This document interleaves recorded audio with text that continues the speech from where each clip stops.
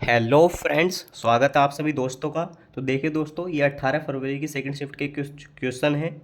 इसी प्रकार हम 18 फरवरी की सेकंड शिफ्ट के और भी क्वेश्चन करेंगे। ऐसे ही 18 फरवरी की फर्स्ट शिफ्ट, 17 की सेकंड और 17 की फर्स्ट शिफ्ट के सारे क्वेश्चन निपटाएंगे। दोस्तों देखिएगा, यही टाइम होता है जब माहौल शांत होता है, तभी मेहनत करने का बहुत अच्छा टाइम होता है। अभी पेपर कुछ चर्चाओं में फिलहाल खास है नहीं, तो अभी आप का बनता है कि जो भी क्वेश्चन पूछे गए हैं, जिस जिस लेवल के भी जिस जिस चैप्टर से ही पूछे गए हैं, उसके इर्द गिर्द आने वाले सभी क्वेश्चन आप कर लो। जिस प्रकार से HCF LCM है या शेषफल वाले सवाल हैं, है ना, या मूल्यांकन करने वाले ऊपर पॉइंटों वाला सवाल है, तो जिस जिस चैप्टर से भी जिस जिस लेवल के क्वेश्चन पूछे गए, उसके इर्द गिर्द के सभी सवाल आप कर लीजिए। ठीक है दोस्तों। तो जैसा पहला सवाल है दोस्तों, देखिएगा पॉइंटों का है, तो मैंने जोड़ लिया था, ये इतना आया था, ये प्लस प्लस के जोड़ लिए थे, प्लस का यो, प्लस का ये, प्लस का ये। ऐसे ही माइनस के दोस्तों लिख लिया हमने 4.98, ठीक है। उसके बाद 7.6 और माइनस के 2, पॉइंट के नीचे पॉइंट आता है दोस्तों, ठीक है। और पॉइंट के बाद जैसे 7.6 था, बाद में कुछ नहीं था, तो जीरो हम बढ़ा सकते हैं। इसे जोड़ लेंगे दोस्तों, तो देखिएगा कितना आएगा, 8 आ जाएगा। 9 और 6 15 आ जाएगा, एक हासिल हो जाएगा। 7 और 1 8 हासिल हो गया है ना। 8 और 2 10, 10 और 4 14, 14.58 आ गया। तो दोस्तों देखिएगा, ये जोड़ के प्लस वाला आया था, ये माइनस वाला आ गया, बस इसे घटा दीजिए। 32.0074 में से घटा देंगे 14.58, 14.58, 2 जीरो बढ़ा लेंगे, तो 4 का 4 हो जाएगा, 7 में से जीरो जाएंगे, 7 हो जाएंगे, और यहाँ से ढाई ले लेंगे, तो 10, 10 में 60 गया, 2 बच जाएगा दोस्तों। यहाँ कितना बचेगा, 9, 9 में से 5 गया 4, यहाँ 1 रह जाएगा, फिर दाई लेंगे, 11, 11 में 4 गया 7 हो जाएगा, और 2 में से 1 गया 1, यानी कि 17.4274 जो डी ऑप्शन है वो हमारे सवाल का आंसर हो जाएगा। अब दोस्तों देखिएगा, इसमें स्मार्ट तरीका इतनी इसलिए ज़्यादा लगाना उचित होगा नहीं, क्योंकि 2 ऑप्शन 19 पॉइंट समथिंग के हैं और 2 ऑप्शन 17 पॉइंट समथिंग के हैं, ठीक है। दूसरी बात, 2 में पॉइंट के बाद 4 है लास्ट का अंक, और इसमें भी 4 है लास्ट का अंक, तो इसलिए इसे बेहतर होगा कि थोड़ा टाइम भले ही लग जाए, लेकिन ऑप्शन गलत ना हो पाए। तो थोड़ा लंबा हो गया, कोई दिक्कत नहीं, लेकिन सारे सवाल ऐसे होते नहीं, पेपर में 1-2 सवाल ही ऐसा होता है। अब दोस्तों देखिएगा, दूसरा सवाल बहुत ईजी है, लेस है मैसे का, इससे आसान क्वेश्चन हो ही नहीं सकता। तो क्या कहा है, दो संख्याओं का मैसे 11 है, यानी कि HCF LCM 609 है।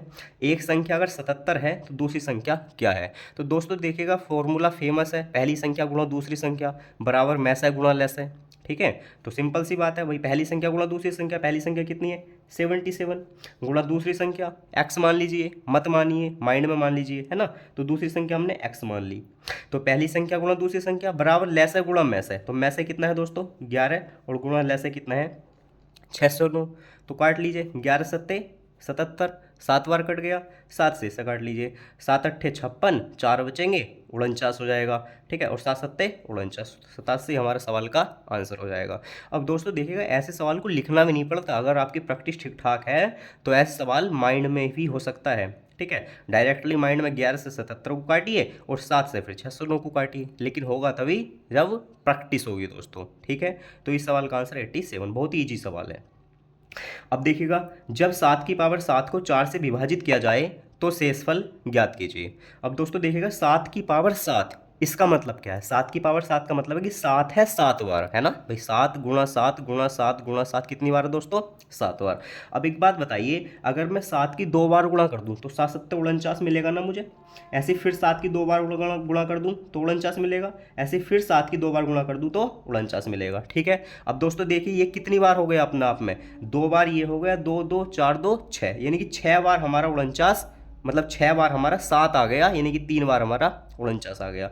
बटे में 4 से विभाजित करना है, और गुणा में एक 7 और बचेगा, क्योंकि 7 की पावर 7 है। समझ पा रहे हैं दोस्तों, ध्यान से एक बार और देख लीजिए। 7 की पावर 7 था, तो 2 7 यहाँ है, 2 7 यहाँ है, 2 7 यहाँ है, ठीक है। 6 बार 7 हो गए, एक 7 यो बचा। अब इसे 4 से भाग दे लीजिए, देखो 12 चौक 48, एक शेष बचा। ऐसे यहाँ भी एक बचेगा, यहाँ भी एक बचेगा, 4 ही कना 4, यहाँ 3 शेष बचेगा, बस गुणा कर लीजिए, एक ही कना 1, एक ही कना 1, और 3 ही कना 3, तो शेषफल कितना हो जाएगा दोस्तों 3।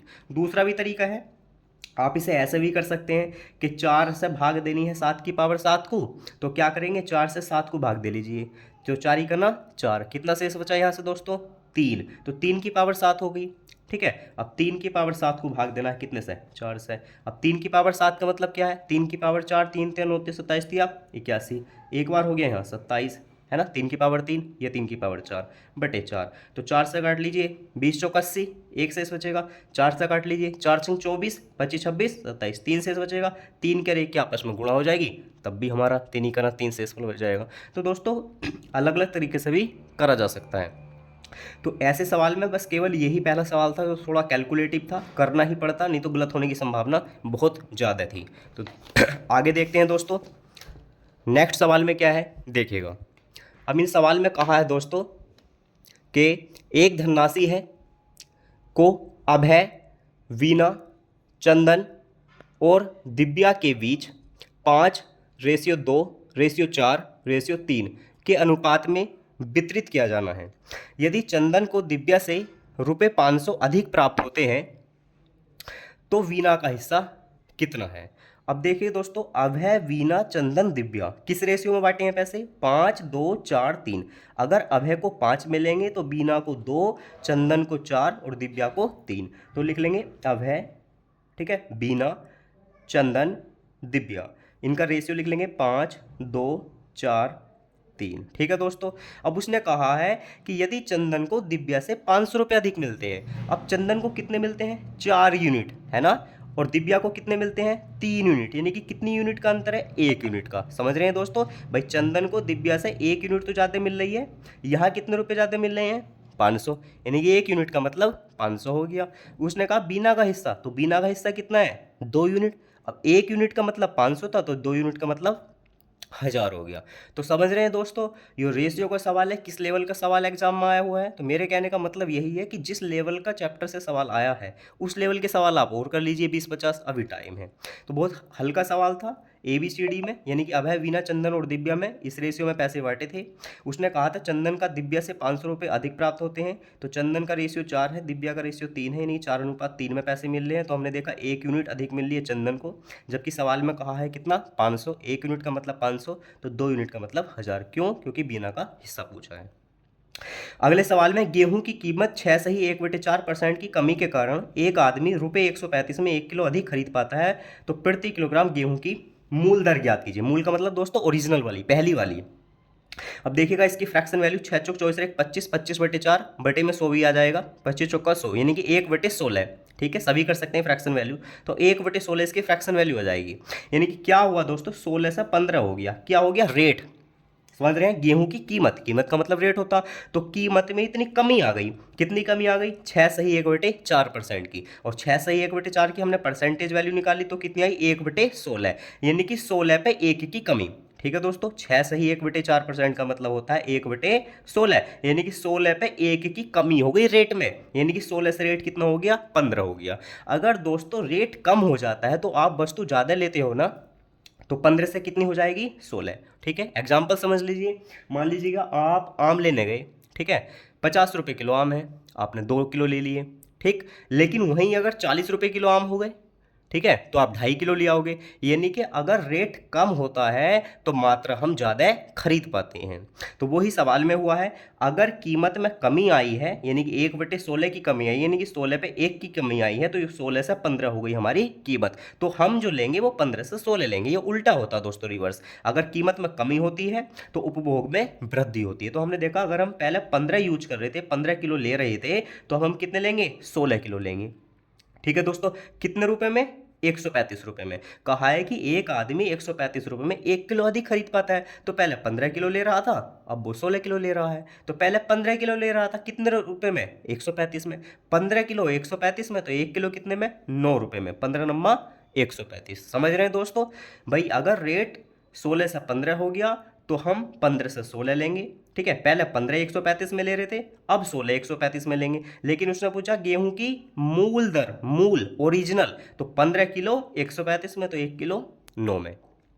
नेक्स्ट सवाल, अब देखिएगा दोस्तों बोर्ड मास का किस लेवल का आया। तो मेरे कहने का उद्देश्य यही है, जिस चैप्टर से जिस लेवल के सवाल आए हैं, अब बोर्ड मास का बताइए कितना खत्म सवाल आया है, तो इसी प्रकार के सवाल आप कर लीजिए। बोर्ड मास के 20-50 सवाल हर चैप्टर में से, रेशियो में से इस लेवल के 20-50 सवाल, ठीक है, ऐसे ही प्रतिशत में से इस लेवल के 20-50 सवाल, इस टाइप के, ऐसे ऐसे ही। तो इसे सोल्व करेंगे दोस्तों। देखिएगा लिखना तो बेकार है, लिखने का तो मतलब है नहीं इसमें। सबसे पहले क्या कीजिए, ब्रैकेट हल कीजिए, √9, 9 का वर्गमूल दोस्तों कितना आएगा, 3 आएगा। 3 प्लस के हैं, इधर 5 भी प्लस के हैं, तो 5 और 3 कितना आएगा दोस्तों, 8 आएगा। 8 में से 2 घटा देंगे तो 8 में से 2 गए, 6 बचेंगे दोस्तों, ठीक है। अब 21 गुणा 6 भाग 2, तो पहले भाग देंगे बोर्ड मास के नियम के अकॉर्डिंग, तो 2 से भाग देंगे 6 को, 2 तिया 6, 3 बार हो गई, 21 तिया 63, और 63 में 15 जोड़ देंगे तो 63 प्लस 15, तो 63 10 73, 73 और 5 78। तो सवाल का दोस्तों आंसर कितना जाएगा, 78। लिखना भूल गया मैं यहाँ ऑप्शन, ठीक है, लेकिन आंसर जो है करेक्ट इसका 78 है। तो समझ ली दोस्तों, ऐसे सवाल बहुत इजी हैं, आप पेन से लिख कर ना करें, दिमाग में करें, थोड़ा माइंड अपना क्या बोल सकते हैं, सेट कर लें अपना दिमाग को स्थिर करके, और इन पे अपने दिमाग से प्रैक्टिस करें। पेन से ना लिखें दोस्तों, क्योंकि पेन से लिखने से कोई फ़ायदा नहीं, लंबे होंगे और मज़ा नहीं आएगा। एक बार और समझ लीजिए, 9 का वर्गमूल 3, 3 5 8, 8 में से 2 गया 6, 6 को 2 से भाग दी 3, 3 की 21 में गुणा 63, और 63 10 73 और 5 78। तो थैंक यू दोस्तों, ये कुछ सवाल थे जो यूपी पुलिस कांस्टेबल के 18 फरवरी की सेकंड शिफ्ट में आए हुए थे। इसी प्रकार हम और रहे हुए सवाल भी करेंगे, 18 की पहली शिफ्ट के करेंगे, ऐसी 17 की पहली और 17 की दूसरी शिफ्ट के भी सारे सवाल करेंगे। यही समय है जब शांत रह करके आपको मेहनत करनी होगी दोस्तों। तो थैंक यू दोस्तों, नमस्कार।